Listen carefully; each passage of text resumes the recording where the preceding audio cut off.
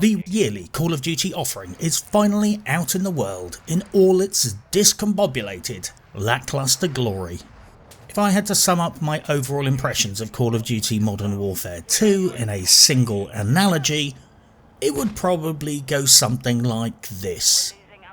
Imagine going to a restaurant that has had great reviews, from corrupt reviewers who got paid off. You pay £85 for a meal that's probably only worth about 20. When you sit down, you have to sign away your consumer rights, sign away your right for a refund, sign a document 3 fucking times agreeing to conditions of conduct whilst eating, sign a disclaimer saying that if you get food poisoning and die, you are liable, not them. You have to sign a waiver saying that if your car gets smashed up in the car park, they are not responsible, even if the actual staff did it. Like actually, factually smashed up your shit through negligence or spite. Everything on the menu is called something different, which they claim is a copyright problem, so your bread is called a wheat pie or some such nonsense. Because some of the diners were offended previously, all the food has been specifically designed not to offend or upset anyone. No meat, no fish, no seafood, no spicy food, no nuts, nothing sweet, nothing salty. So the food ends up tasting like that gloop from the Matrix. Here you go, buddy. Breakfast of champions. The service is fucking terrible, the plates are dirty, and not even the bland gloop is up to snuff. Plus, you have to pay extra for all the fancy extras like dessert, drinks and side orders. On top of this, a proportion of all the people that booked and paid in advance are randomly getting their bookings cancelled, and the restaurant has flatly refused to give them a refund even though it's the restaurant's fault. Then you find out that because the owner of the business is trying to get accreditation for his ESG rating, they have made some changes to enforce that the dining experience is more amenable to the modern politically correct narrative and non-triggering. So none of the customers are allowed to swear, say anything rude, offend anyone, and there are lists of banned words and topics, and if that wasn't enough, for most of the meal, you are not allowed to talk at all. And did I mention that for the first half of the meal, everyone has to wear a gay pride t-shirt? And all the while, at any single point, the manager reserves the right to ban you for life, and immediately throw you out onto the street without a refund or your food if he so decides, entirely at his own discretion for any reason he sees fit.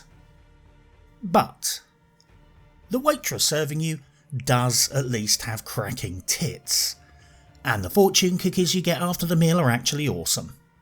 Well, perhaps not awesome. You really enjoy the funny predictions and they don't taste too much like fucking shoe. These two things are the highlight of the meal, and you know what? You begrudgingly accept that it's probably the biggest area of appeal of the whole shithouse establishment.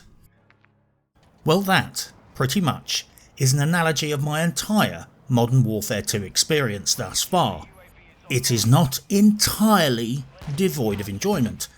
There are some funny fortune cookies to entertain you, and some nice tits to inappropriately stare at. But make no fucking mistake, this game is a fucking shitcake fiasco on nearly every level.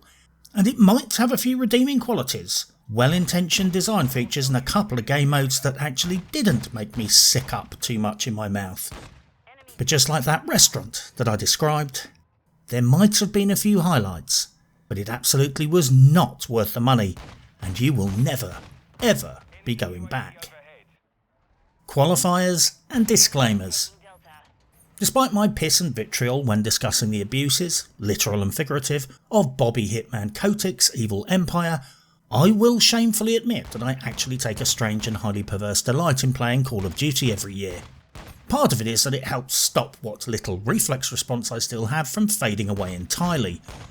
I also am a tiny little bit of a troll camper, and I find watching people blow up on my claymores to be mildly arousing. But please be firmly warned, not only am I abysmal at this game, but I am a triggeringly heinous and horrific career pro camper. I lie down a lot, almost exclusively. I attach bipods to my guns. I corner camp. My favourite ranged weapon is the claymore. And most of the time I combine all of these activities at once, much to the disgust of the enemy players. and especially my own teammates. I am such an S-tier camper that I have won a couple of matches because several of the enemy players have rage quit in disgust after face planting into my claymore and tear gas ambushes one too many times. You have, as they say, been fucking warned. Functionality and fuckery. I'm not going to lie, when I fired the game up I started to feel quite nostalgic about the familiar feeling of launching a new Call of Duty title. By that I mean, it's the same old shit as every launch, with slightly different skins, models, but all the associated bugs, glitches, balked servers and general cornucopia of failures that broadly come under the rubric of shit that should have been fixed by launch. It's funny that I can feel nostalgic about the same problems that happen at launch in the same franchise for over a decade, every fucking year, like nobody at the publishers bonked themselves on the fucking noggin and said, you know, all that shit we don't get right at launch every time, why don't we not fuck it up this time? So yeah, maybe nostalgia is the wrong word. Let's try video game PTSD. I would love to get a peek at the whiteboards at a Call of Duty developer, because I'm starting to suspect they actively have lists of stuff they try and get wrong every time. Whilst it is nowhere near as bad as Battlefuck 2040 Fuck, it's basically just as uniformly not ready to launch, only the severity of all the individual problems is generally less intense. I mean, you can actually hit other players when you shoot at them, so it's already vastly superior to anything that DICE Studios can produce these days. This said, if you want to play balked video game bingo, then let's just say that anything you might suggest or imagine will be an automatic winning pick. Go on, I fucking dare you.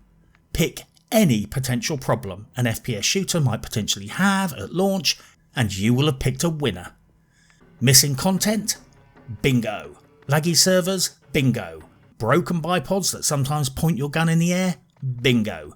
Game crashes and server crashes, not optimised at launch. XP bugs. Lost battle pass points. Missing features.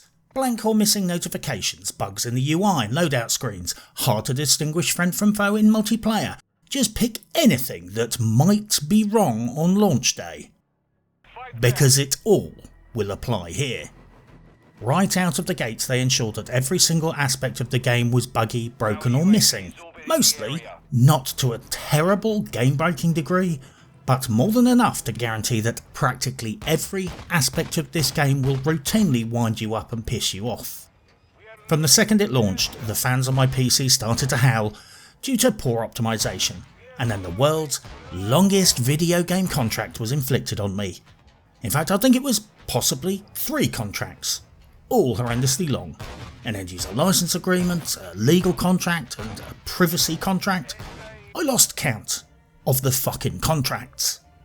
Frankly, it was legal fucking abuse. But it doesn't stop there. The netcode and servers are less than stellar. My brain works far too slowly to perceive what is going on most of the time, and that's in real life, let alone a fast-paced Twitch reflex shooter. But it's safe to say that the game is slightly balked. Some players just seem to magically skip around the map killing everything, and for some of us it's like we're all in slow motion. I shot one fucktard in the chest with a noob tube, and he just turned around and killed me.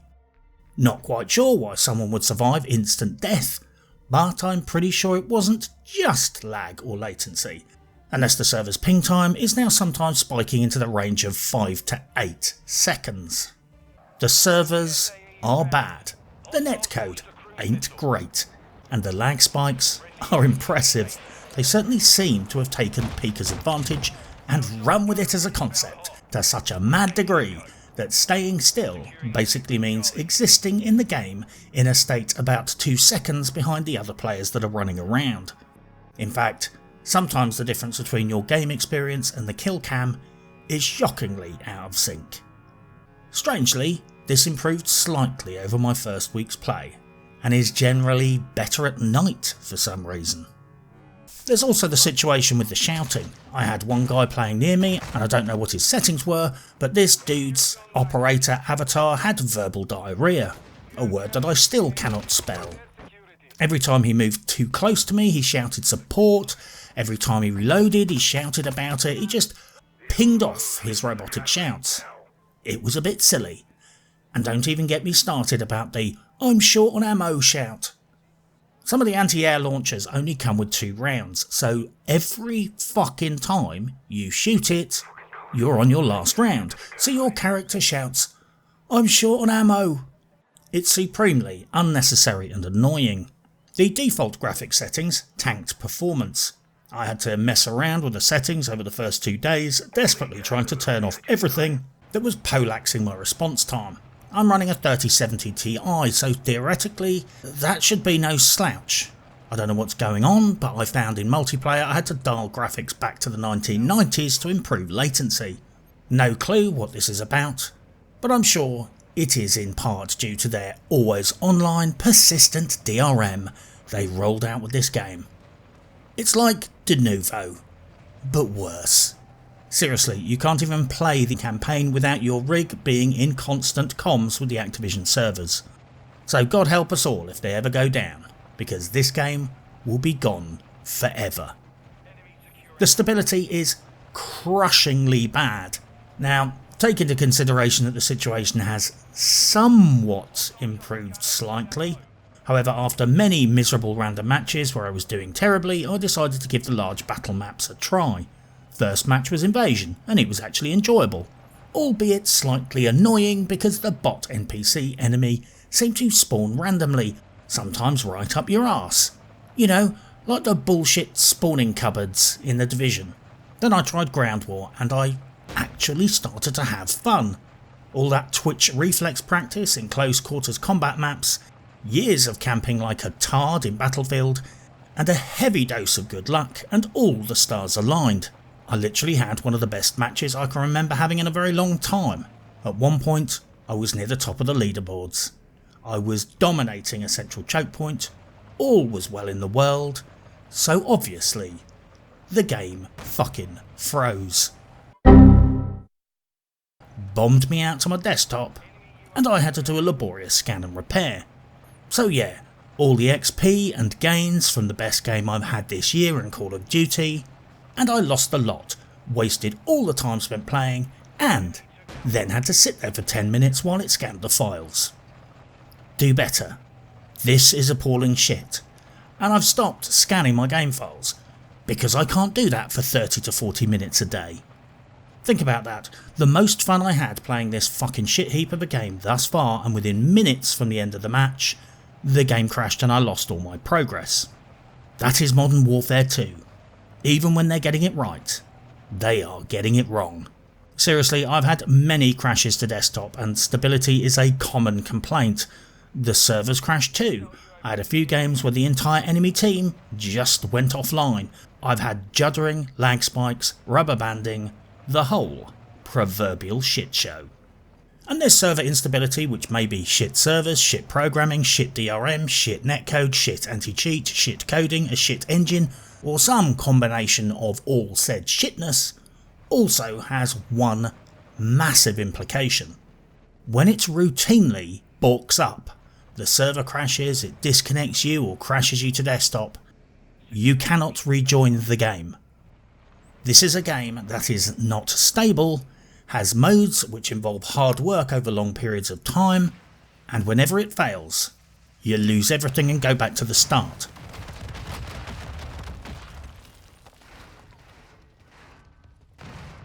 Whoever came up with this system is a fucking cretin.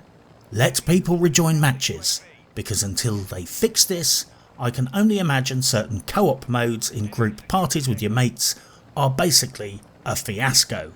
You are literally playing progress roulette. Which brings me neatly onto the next point. There are a deluge of reports of the anti-cheat false flagging people, and the first thing you know about it is the game crashes. You do your obligatory scan and repair, and then never manage to log back in. Because the game didn't crash because of instability, it crashed because you were punted off the Activision DRM servers. because you were randomly banned by accident. Right now Activision are swearing blind that the bans are legit, but it certainly looks like something is going on with the install and the anti-cheat, combined with massive instability of both the software and the servers. And every time the game crashes, you have a tiny percentage chance of balking the anti-cheat software and spoofing it into thinking you're cheating, and getting banned for no reason whatsoever. Well, the irony is, I saw plenty of rampant cheating in the random matches, which means they have rolled out an anti-cheat and DRM system which does not stop cheating, but does false flag innocent players. This is cretinous incompetence of the highest and most spectacular order. I doubt whoever organised this could adequately shit in his own hands, without somehow managing to fuck it up. Well, those random unjustified IT based bans are turning out to be an endemic issue.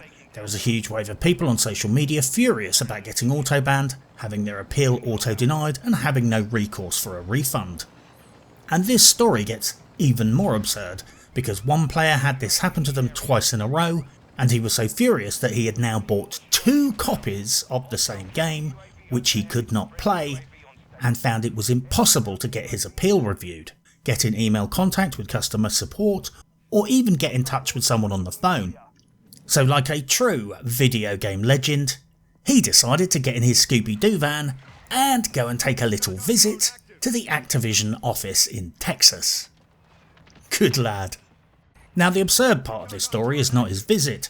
Frankly, I think it's about time that we all started politely visiting the head offices of the companies that don't deliver the products we pay for, yet won't pick up the phone to talk about a refund. The absurd part of this story is the response from Activision. Whilst being held at the entrance by security, a message was relayed to him from a staffer. Basically, he was asked to be patient. They are short-staffed right now and don't have anyone to look at the appeals. Like, this is a fucking excuse. They sell a game that's broke. They auto-ban people because it's broke. They won't refund you. They won't speak to you on the phone. They won't answer your emails. They won't appeal your ban. They will take your cash, not to deliver the goods, take the phone off the hook, and hide. And the justification for all this failure in a video game that made nearly $1 billion in the first week is, we can't afford to hire anyone to deal with refunds or unjust bans. Wankers. This is deliberately orchestrated failure executed with extreme duress for one simple reason. Refunding people and unbanning people makes no revenue and might even stop people from buying second and third copies of the game. This is not failure. This frankly looks fraudulent. Basically, they don't have a refund department because they want to keep your money, and they know damn well you can't afford a lawyer. The interface is as much of a hot mess as the customer service policy. I strongly suspect that Infinity Ward set out with the intention of designing an interface that was unpleasant, difficult to use, didn't actually facilitate the sorts of actions that the user was trying to execute, lagged out between matches, froze constantly, confused the player, and looked super slick on a mobile phone. Credit where credit is due. They succeeded on all fronts. Basically, the dumbest person in the room came up with an agenda that made no sense, and this agenda was prosecuted with extreme duress. It's like the senior manager in charge of the whole UI project gathered his whole workforce and said, "Is there anyone here who eats mashed banana with a fucking plastic spork, has an IQ under 40 and can't go to the toilet without your nurse to help you with poopy time?" And the first person who put their hand in the air or had their nurse hold it up for them, well, that guy was put in charge of the user interface. I'm obviously joking. It's actually worse than that. They hired a dude from Hulu to make sure this was fucked up properly and thoroughly, and he did excellent work. That man deserves a free bowl of mashed banana and a body wipe. Whilst they are steadily rolling out patches and fixes at a snail's pace trying to fix all this broken shit, The majority of my experiences with stability and performance have been ridiculous. Firing a gun can sometimes cause a lag spike, firing a belt-feed machine gun at a helicopter will often cause the game to lag, and staccato as your game and server falls in and out of sync. Sound and visuals can desync during heavy fire in a vehicle, which is particularly annoying during armoured combat. When some tanks can take out your vehicle in a couple of hits, imagine how game-breaking it is if the vehicle sounds desync and you get hit once or twice silently before you notice your vehicle's health is depleting. Sometimes it can be game over before you receive any audio cue that you're under fire. Similarly, sometimes the sound of your tank shots go silent or desync. Enemy executing Alpha. Friendly SAE on the way. Friendly UAV online. Enemy executing Alpha. Friendly SAE on the way. Friendly UAV online. You honestly don't appreciate how much you rely on these audio cues in video games until someone completely fucks it up and they drop out of phase or disappear for a few seconds. Sometimes when trying to enter a vehicle, the interact button lags. I get lockups and freezes pre-match. I get lockups and freezes post-match. The mouse over option tool in the weapon loading screen is fucked. Which is probably something to do with the game constantly speaking to the Activision DRM servers. The mouse over option tool in the weapon loadout screen is fucked. It sometimes won't activate on the loadout you have selected and renames/deletes the first loadout by default. That's annoying. Like I said, it's balked video game bingo. If it could be balked, it probably is balked. Sometimes a little, sometimes a lot. Or as is often the case, like a lot of the calling cards, player stats, etc, etc, etc, it's just missing. The third person vehicle combat is somewhat farcical. You know the thing about bullets coming out of the top of the player's head in FPS games? The bullet originates from the center of the camera that you use to see the game world. Because the bullet comes from the center of your view, it will naturally hit where your crosshair is pointed, which is also in the center of your view. I didn't get it at first, but I understand why they do that now. The combination of bullets not following your line of sight to the target's reticle means it feels like shooting a gun where the bullets are coming out of your groin. In the tanks you are constantly clipping the tops of walls and other clutter, and the target reticule never indicates that your line of sight is blocked.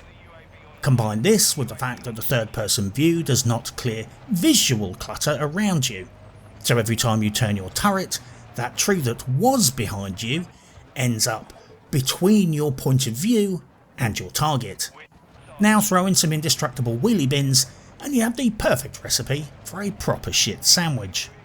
There are early access games that have done a better job managing the third person views than this. It's just not good enough. At this point I cannot stress too much. In Ground War the terrain is absolutely botched up and thrown out of the door unfinished. I like some of the design. It's not Battlefield 3 levels of decent map, but overall not too shoddy. But the unfinished details often ruin the experience. The entire map is littered with visual elements that should either not have hitboxes or be destructible by vehicles. There are lampposts, little bollards, cactuses, tiny shrubs, bits of a tree, plastic wheelie bins, all apparently made of adamantium or gundanium and entirely immune to tank cannons, explosives, or having 70 fucking tons of armoured bastard hit it at 30 miles an hour. There is one part of the map in Santa Sena border crossing, near the A flag I think, and to cross from one side of the main drag to the other is like negotiating a field full of tank traps in the dark. It's insanely frustrating when your tank starts pointing up in the air because you've mounted some tiny little bollard that the intern forgot to set to no hitbox, or you get snagged up on one of the many indestructible lampposts. And don't even get me started on the map Saeed. because if you get the shit end of the stick and start up at the station building, there are 2 indestructible tank-proof shopping trolleys that constantly stop your tank dead in its tracks if you accidentally clip into them. Look, I have vandalised my fair share of shopping trolleys, and you can destroy them by just turning them on their sides and jumping up and down. Just racing downhill with them a few times, and they're easily wrecked. Are you telling me that placing one in a road will stop a tank dead in its tracks? It's pathetic. They haven't optimised this shit yet. This is a thumb-sucking clown car of a shit show. Activision and Infinity Ward made a game where there are plastic dustbins and shopping trolleys that outperform reactive tank armour and can stop any armoured vehicle from advancing. And just to hammer that point home, they have already made $1 billion of sales on this game. That's more than the GDP of Grenada, but apparently they're too poor to afford a customer refund department or fix 2 shopping trolleys on a ground war map. I'm confident that the government of Grenada could fix 2 real shopping trolleys faster, but Activision, not so much. And this lack of polish permeates the entire game. On Shoot House, there is a room with 2 chairs. One is destructible, one is not. There's no logic or design reason for this. It's most likely that the developer making the stool knew what he was doing, and the intern making the desk chair did not. To say the game is a minimal viable product would be an act of brazen flattery. This game does not achieve that lofty benchmark. The global leaderboards appear not to be ready, so good luck with your record scores and KD. Right now it certainly looks like all your player stats are being released into the ether in order to drift away into the void. But this is not the worst of it. I've certainly seen some evidence that would indicate that possibly the scoring is broken. 2.8k XP, 15 kills, more vehicle kills than I can count, and I only earned enough score streak points for a UAV and an anti-UAV, and that was mostly from squad spawns and decoy grenades. Why? Because apparently certain types of XP are completely broken in certain vehicles. It's pretty gutting to spend half a match in a light tank killing people and shooting down choppers only to find out your score streak XP froze on 100.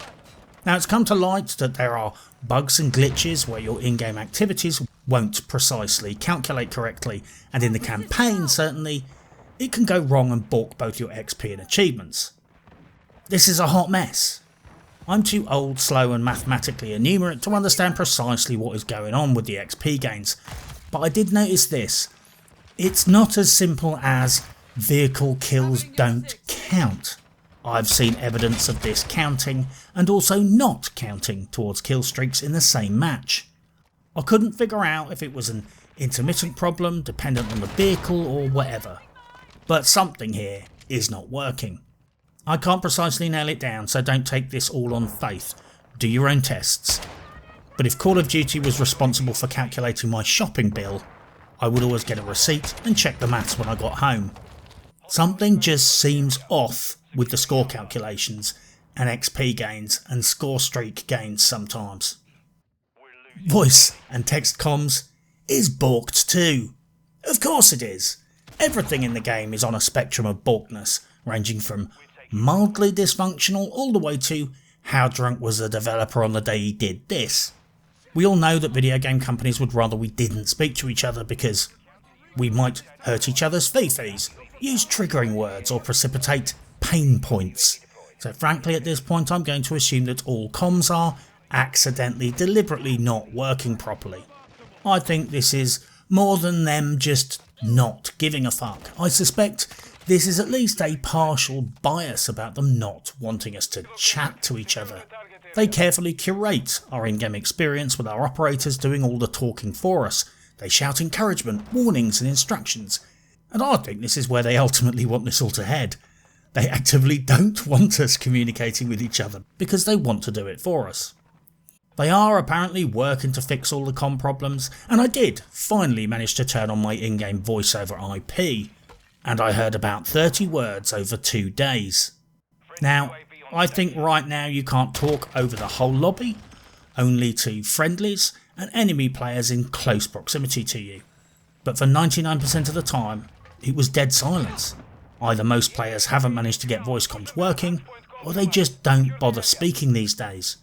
I've heard rumours that there are all kinds of problems with the voice comms, but I certainly didn't hear those rumours over voice over IP, because most of the time, I heard jack shit. It's also worth noting that text chat is a mess too. At first it just didn't seem to work at all.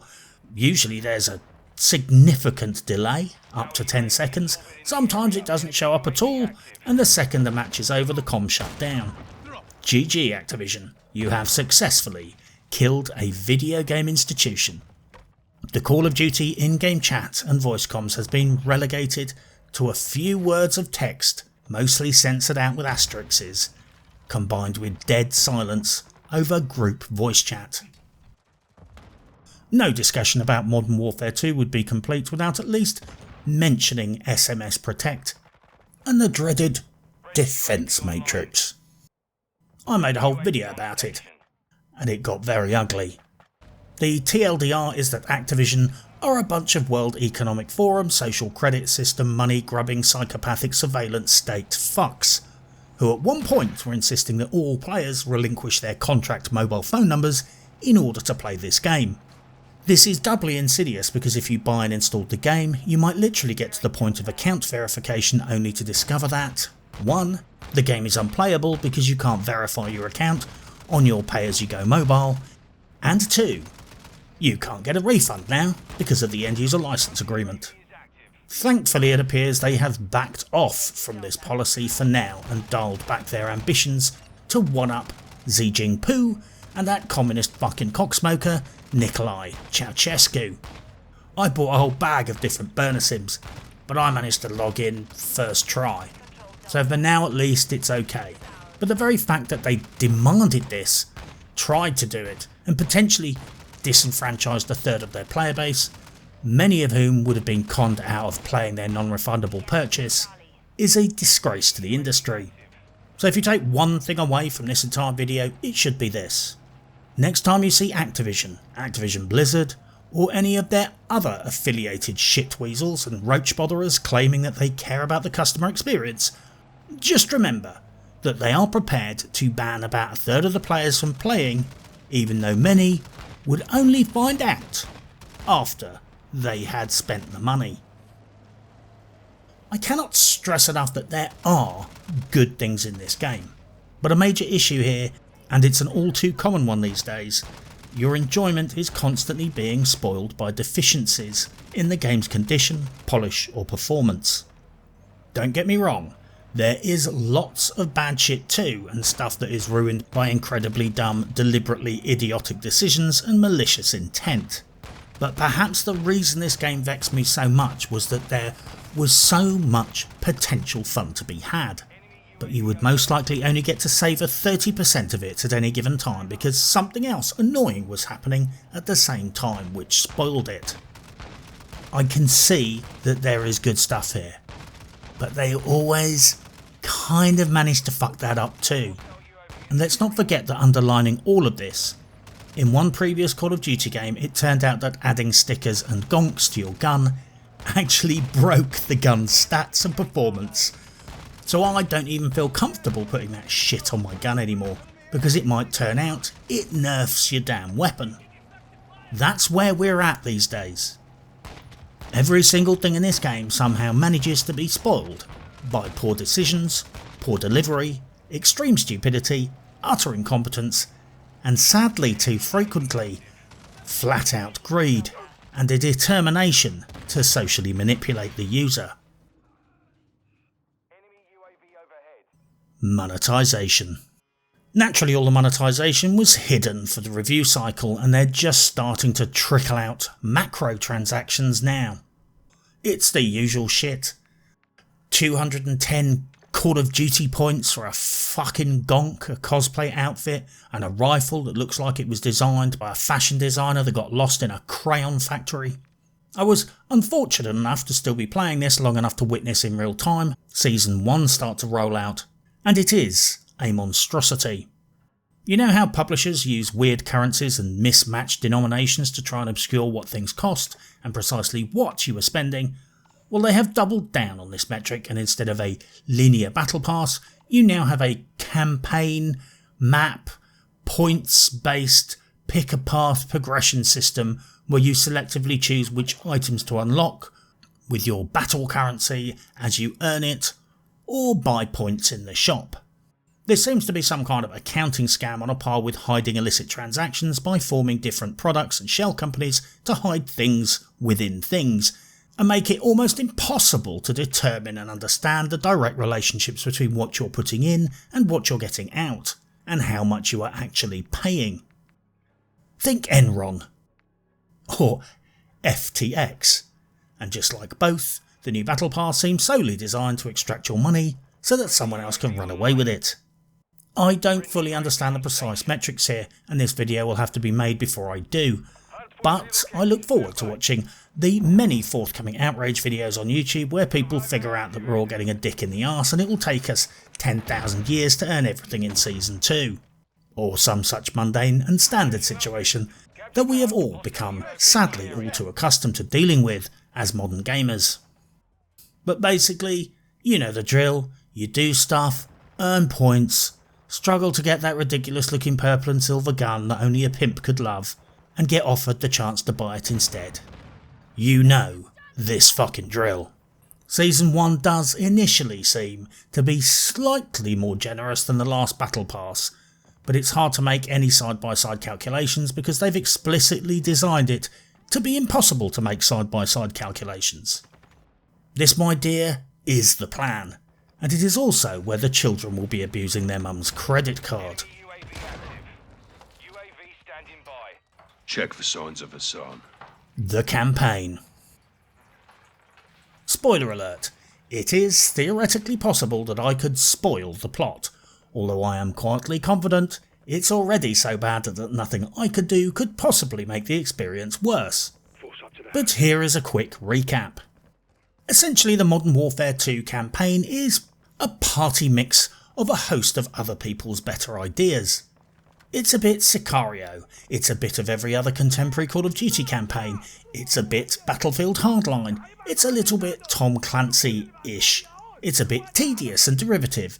It's basically lots of stuff from other stuff mixed together in that magical way that only can happen when it's being done by people who neither know nor understand the franchise, warfare, combat and gunplay. The story goes something like this. You drop 10 tons of freedom on some foreigner's head. Lots of bystanders die too. But don't worry, they don't count because they're foreigners. You and your squad go to a Middle Eastern country to kill some Arabs, who all make those funny noises from Team America during the fights. Durka Durka, Muhammad Jihad. Oh, Durka Durka Durka. Now that wasn't very politically correct. Now was it, Infinity Ward? Then you find some missiles that came from America, so the angry general man is very, very upset, and it hurts his feelings. So the angry spy lady organises an operation in Amsterdam, where a couple of soldiers think it's absolutely fine to conduct an operation in the canals in full fucking tactical gear within about 10 fucking feet of tourists, because apparently everyone in Amsterdam is either too blind or stoned to notice actual armed soldiers going for a little swim in the canal. Seems legit. Then you all head off to Mexico to do some more killing. I like Mexico. It's famous for tequila, death squads, Mayan temples, drug dealing, drug smuggling, and Salma Hayek's talents. Hey, it's okay for me to objectify her boobs. She's allowed to do it, so it must be okay for me to do it too. We visit Mexico's verdant natural countryside, full of trees, lush open spaces, without a shopping mall, car park or fast food joint in sight. It's a shithole basically. There is a reason we all live in cities, and it's called being 5 minutes away from all the shops. Science fact. Whilst you're there, you kill more foreigners, because video games, and when you've finished fucking up Johnny Foreigner's military infrastructure, because apparently you were the good guys, you bugger off to some other shithole to cause imperialist mayhem there too. Then you do your sniper mission, designed by an 8-year-old child, where you crawl around in ghillie suits, practically under the noses of the enemy, hiding in thin grass, like a couple of mysterious moving hedges trying to sneak across a golf course unnoticed. You are by a wind farm though. I guess the inclusion of the wind turbines buys a few more ESG rating points. Shame really, in the good old days the mission would have been set on an oil rig. I miss oil rigs in video games. Oil rigs are nice. They make free energy come out of the ground and all you need to do is burn it. Brilliant. You can even put it in bottles and throw it at local small businesses in the name of social justice. What is there not to like about petroleum? Although I'm not sure why they're called Molotov cocktails. Because they were invented by Finland, along with vodka, FYI. The sniper mission is very, very boring and you have to run too far, but the upside is that angry spy lady gets kidnapped, so it wasn't all for nothing. Hopefully they'll torture her for a bit and she will get even more angry. Or maybe they'll just waterboard her, because that's not torture. Apparently. Then you head off to Hurdy-Gurdistan, some other shithole with no decent shopping malls or late night food delivery. Then you go on a mission that ironically seems to be inspired by Mission Impossible. You wang around dangling on a rope, swinging from under a helicopter, and then play Dodge the Anti-Vehicle Mine. Once the angry spy lady is saved, she is more angry and murders her kidnapper, because feminism. You head off to have a pop at a drug cartel. Now I personally don't have a type, but I could happily spend a considerable amount of time not worrying about that fact with Valeria. I would merrily spend an entire evening alone with her, covering her entire body in cold baked beans and eating them off her one at a time with a large fork. Probably a better experience for me than her, but whatever. Then you finally get to visit one of the most beautiful and serene locations in the entire game. An oil rig. At this point in the game, I had to take a little break to look at some porn. Lubricant porn. I honestly had no idea that you could fractionally distill so many types of machine lubricant from one single natural product. Nature truly is a wonderful thing to behold. I personally don't understand why petrol isn't considered a green energy source. You grow it in the ground, light it, and return all that natural goodness back to the environment. It's a beautiful, wholly organic process. Shockingly, on the oil rig, you kill everyone and blow shit up. That was nice. Sadly, however, the psychotic man betrays you because he's a big meanie, and to force you to do an overly long and tedious stealth mission to pad out the duration of the campaign. That worked. It was boring, but it worked. Fortunately, thanks to reload points, you survive, eventually, and then you head off to prison. Not your prison. You're a video game hero. There are no consequences for your actions. You're a video game character. You can travel all over the world killing random foreigners and no one gives a shit. Naturally, because it's Call of Duty, you are the only people in history ever to have broken into the prison. And it kicks off with you murdering all the guards, even though I'm sure some of them aren't even really cartel and only picked up the shift because it was extra overtime to pay for their sick children's medicine. Oh well. I will spare you the grand finale and let you not enjoy that yourselves. The campaign is ultimately stale. It felt like it had good intentions, like they were trying to reproduce the vibes of the good old days of Call of Duty without precisely understanding why the good old days were good. Like someone was trying to reproduce a 1920s party and only had a few photos to use as a reference guide. They might get the costumes and the makeup right, but everyone would be standing around checking their smartphones and listening to Lil Pimp. The Amsterdam mission exhibited a profound non-understanding of covert ops. Seriously, who designed this encounter? Operators, fully kitted up in combat gear, paddling around in the water in Amsterdam?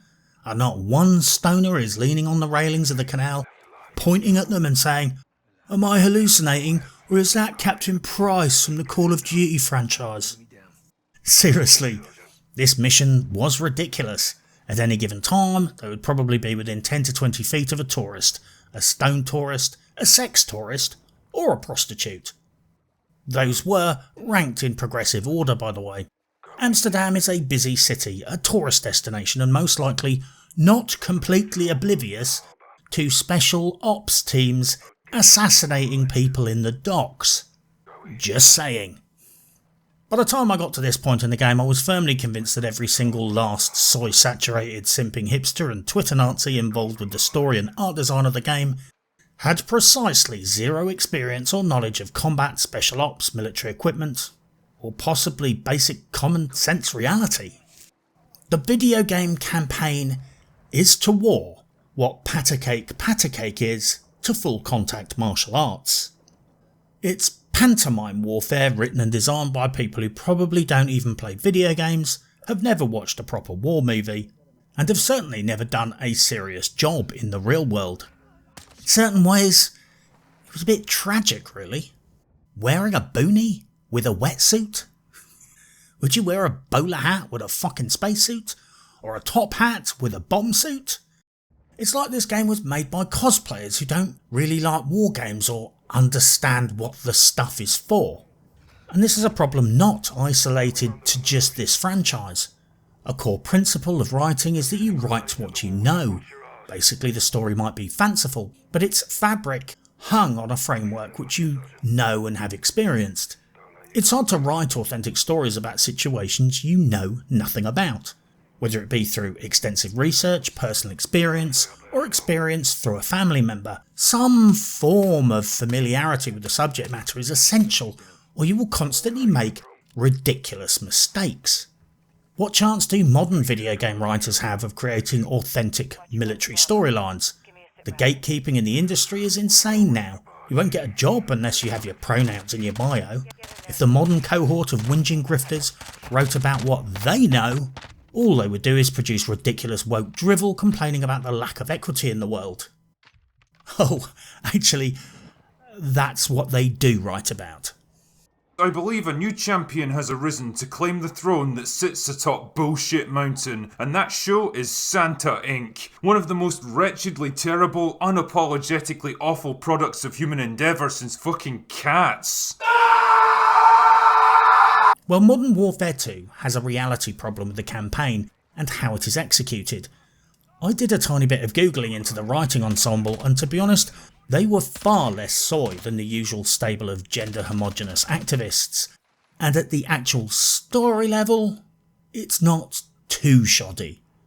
A bit generic, a bit copy and paste, so I think maybe the problem is really one of production, art design and mission design. So I will give the writers on this occasion a solid 4 out of 10 for a reasonable generic effort, and chalk up all the stupidity and fundamental rupture from reality on the people actually implementing the game missions. But for the record, snipers in ghillie suits don't make a habit of creeping around within 20 feet of their targets. That's why we give snipers long-range rifles, and not tomahawks or bags of house bricks to throw at the enemy. I was frankly perplexed by the mission where you go to the Mexican border to intercept an Iranian who is being smuggled into America. This makes absolutely no sense whatsoever. Now, in the last year, thanks to bubble-blowing Harris and her child trafficking open border policies, there have been 3.6 million illegal crossings of the southern border of the United States. Yet apparently, a couple of Mexican security guys had no trouble at all identifying the precise location of one dude at precisely the time he was crossing. Now, these Mexican agents seem incredibly competent, but nobody is that competent. If they had infrared vision built into their eyeballs, the nose of a bloodhound grafted onto their faces, and fucking radar dishes plugged into their fucking ears, they could not differentiate the one Iranian dude crossing the border in the middle of the night. 746 people have died crossing the border this year. Now, even if you knew the dude was dead and you were only checking the corpses in a morgue and it took 1 hour per inspection. Just to check in the dead people would have taken these guys a month. Yet somehow we are supposed to believe that a couple of enthusiastic, high-spirited, highly motivated Mexican security personnel could somehow single out this guy from amongst 3.5 million illegal crossings during what can only be described as the biggest mass migration since the Golden Horde arrived in China. Sorry, I'm not buying it. In 2022, the Mexican border doesn't look like this. It looks like this. It was at least nice that a video game is acknowledging that having an open border does at least present a porous entry point for domestic threats to the US to enter freely. Maybe they should have built a bigger wall, or possibly 2. I've watched plenty of Bugs Bunny cartoons. Turning all the signs around to trick people might help. I don't know, but I would note this. East Berlin had a better wall than that, and they were trying to keep people in. I shit you not, the running away mission was really good old school Call of Duty fun, and I thoroughly enjoyed it. Obviously, my default behaviour in video games is running away, so I will admit some bias here, but the shit your pants and run away mission was a breath of fresh air, only slightly marred by the callous disregard your fellow NPCs showed for their fallen Mexican comrades, who were immediately abandoned and forgotten about the second they got hit and died. Then, because it just wouldn't be a Call of Duty game without at least one mission where you rain down death on randos, because wargasms are nice, you get the C-130 mission. Luckily, Soap marks your friendly fire position with an infrared marker by twirling it around in the air like some kind of parade baton. Perhaps next time he can bring some fucking sparklers or maybe a pink umbrella with ribbon to wave around in the air. The C-130 mission was sadly a veritable smorgasbord of missed opportunity. I was really excited when I took control of the devastating arsenal of the C-130 gunship, and as usual, set out with the intention to kill every bystander, housemaid, innocent civilian, dog, cat, snake and fucking child in sight. Well, killing innocent civilians is funny. In video games, of course. Am I right?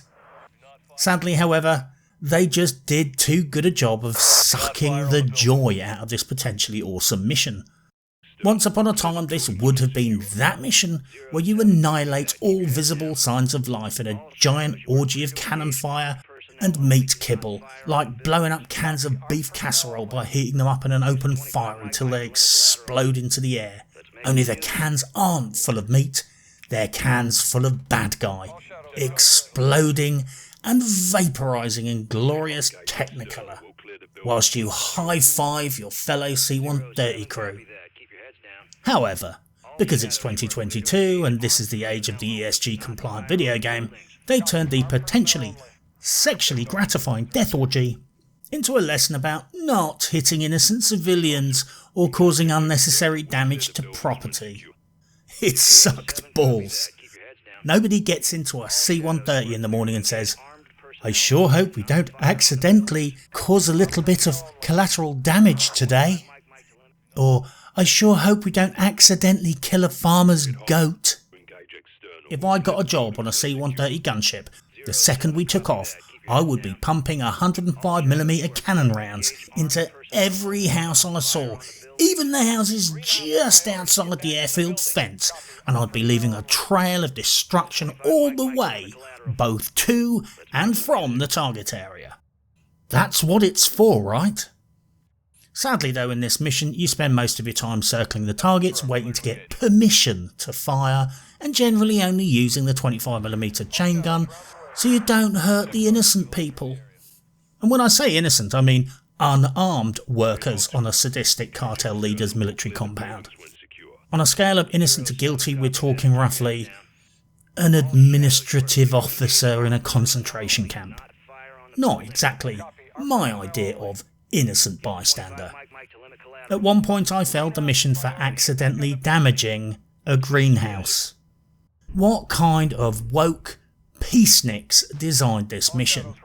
This is a C-130 gunship mission where you get told off for damaging flowers. How the fuck did they manage to turn a mission that was potentially a family-friendly orgy of violence into what felt like failing your driving test 11 times in a row? When you finally get permission to let rip a couple of rounds of 40mm and a few cannon shells, and the anticlimactic ending is over almost as soon as it started, I was really quite impressed with how they sucked the fun out of this classic campaign mission. It was an achievement on par with making a surprise blowjob an unpleasant experience. I'm talking, imagine getting a blowjob from a girl, but she's got a broken tooth, a nervous twitch, a mild case of rabies, and the second it's over, she tells you that she might be your long lost sister who was separated at birth. In the end part of the mission, you get a second run with a bit more violence and less social control, but by this point the moment was already spoiled. So you shuffle off to the next mission with a heavy heart. The angry spy lady is apparently a qualified sniper now. I mean, how hard can it be, right? It normally takes a hand-picked recruit with massive amounts of natural ability, innate attributes and perfect eyesight, a grand total of 3 months just to get through basic sniper school. But she clearly trained at the Mary Sue Sniper Academy of Excellence, so she must have cracked that off on a lunch break between her Pilates class and her colonic. I am not suggesting that she was a diversity hire. I know lots of ladies who are better with guns than me. I love girls with guns, especially those nice ladies that wear bikinis and make those gun videos out in the desert. Hi, I'm Sydney, and this is my Tech 9. I am merely noting that according to the Modern Warfare 2 fan wiki, Kate Laswell is a desk jockey, an academic, and has 0 military experience. So I am unconvinced that a crack team of special ops guys would just toss her a sniper rifle and shout, "Try not to accidentally shoot any of us in the back of the head, love." For half of the sniper mission you are within 50 feet of all targets at best. Your ghillie suit makes you magically invisible, and despite slapping high velocity Lapua Magnum rounds into people's heads at practically point blank range, your tiny ICL silencers make you undetectable to guys who are standing so close to you they can probably smell your balls sweating. This is not how sniping works. The sniper mission was a deliberate time sink. It was not designed to be fun, it was designed to take up a lot of your time. Lots of crawling, lots of jogging, huge distances between targets. Not much going on, very little fun to be had. I honestly considered sacking the campaign at this point. My misery was somewhat amplified by the fact that when I had a little break, I came back from my wank and a nap to discover that the game balked my save, so I had to restart the whole shitty mission from the start. And I seriously contemplated sacking the whole campaign yet again. All this frustration was compounded by the fact that when you finally complete the mission, lo and behold, your objective wasn't even there. These guys are really taking the piss with the low effort time wasting mechanics. If there was ever a take a ticket and get in line mission, well, this one was it. It was as close to being a walking simulator as you can get without technically qualifying. The helicopter / road rage hot pursuit mission was actually quite good fun, right up until I realised that the tips it was giving me, as per usual with lazy ass AAA video games, were giving me the default keys to press and not the rebound keys to press. Awesome job. This meant that I could not jump into another vehicle when mine got damaged. Let's just say that completing this entire mission in one vehicle was a massive ball ache. I managed through the application of guile and mischief to finish the mission without this ability, but I felt a bit pissed about it regardless, with no pride or accomplishment in sight. One beef I ultimately have with the campaign mission structure is this. The missions are frequently reminiscent of a really piss poor martial arts instructor. You know, the guy who wants you to attack him in a certain specific way so he can show off his moves, but the second you deviate from the script he has no response and makes you attack him in the right way? Like in Napoleon Dynamite. Grab my arm. The other arm. My other arm. It's like the C-130 mission where you can only attack certain things in certain ways and with permission, and if you get it wrong, you get a telling off and the mission fails. Like the start of the mission where Ghost tells you to shoot the guy wearing a cap, so you do, and you fail the mission because you didn't wait for him to say now. I mean, he told me to fucking shoot the guy. I shot him in the head, just like he said, but because I did not wait for the dramatic command, the mission failed and I had to start again. And I got this vibe the whole way through the campaign. Even for a campaign that runs on rails, there was always the right way to complete the mission, and if you deviated from the script, the mission will either bug out, you will get a telling off, or you will simply fail it. I don't know, I signed up for a war, not a Catholic convent school. I think I've said enough about the campaign, frankly. I won't spoil the ending for you, I'll let the game do that instead. But overall, the campaign was basically like an average Netflix show about war, where they tried to stretch out 40 minutes of material into a 6-hour series. The showrunner decided to do their own thing even if it didn't make thematic sense, the costume department was a bit out of touch, and nobody really understood the source material. It's watchable because it's got a few redeeming qualities, you might like the general theme and one of the actors, but overall, it's a bit shit. It was the video game equivalent of The Witcher. Although admittedly, The Witcher had vastly superior source material. Not that you'd be able to tell that from watching the series. The highlight of my gaming year was playing the Modern Warfare 2 campaign. Said no one ever. Well, that's it for part 1 of the review. Painful, I know. On a happier note, in part 2 we discuss a few more exciting topics like camping, I mean multiplayer, and obviously the guns. I like guns. Guns are nice. Even nicer than lubricants. But that, as they say, is a story for another day. But for now, good luck. And happy camping, I mean hunting. Oye, veo humo. ¿Cuál es el estatus?